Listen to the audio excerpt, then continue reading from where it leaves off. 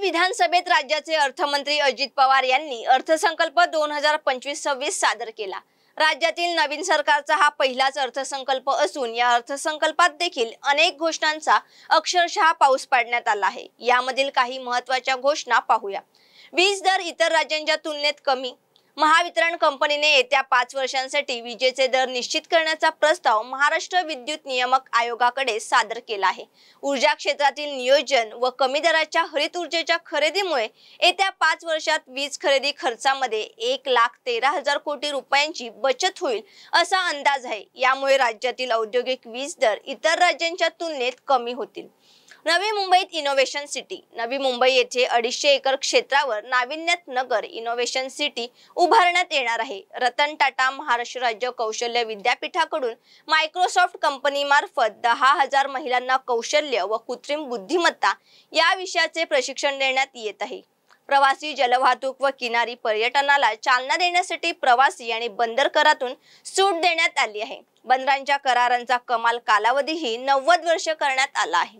वाढवण येथे तिसरे विमानतळ। जवाहरलाल नेहरू बंदर प्राधिकरण आणि महाराष्ट्र सागरी मंडळ हे संयुक्तरित्या पालघर जिल्ह्यात वाढवण बंदर विकसित करीत आहेत। या प्रकल्पाचा एकूण खर्च 76,220 कोटी रुपये असून त्यात राज्य सरकारचा सहभाग 26% आहे।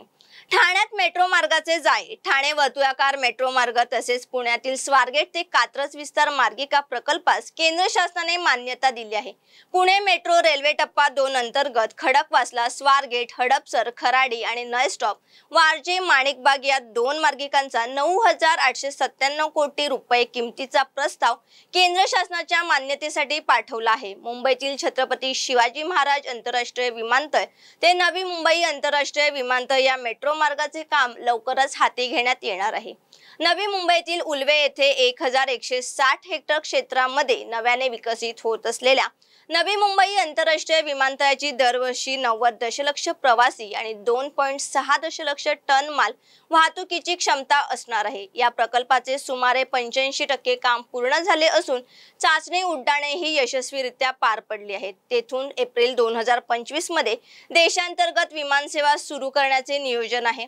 लाडक्या बहीण योजनेसाठी 2025-26 मध्ये 36,000 कोटींची तरतूद करण्यात आली असून मुख्यमंत्र्यांनी अर्थसंकल्पाच्या वेळी 2100 रुपये देऊ असे म्हटले होते। मात्र लाडकी बहीण योजनेसाठी गेल्या वर्षीची तरतूद करण्यात आली होती तेवढ्याच रकमेची तरतूद 2025-26 वर्षासाठी करण्यात आली आहे। त्यामुळे लाडक्या बहिणींना 2100 रुपये मिळणार नाही हे स्पष्ट झाले आहे।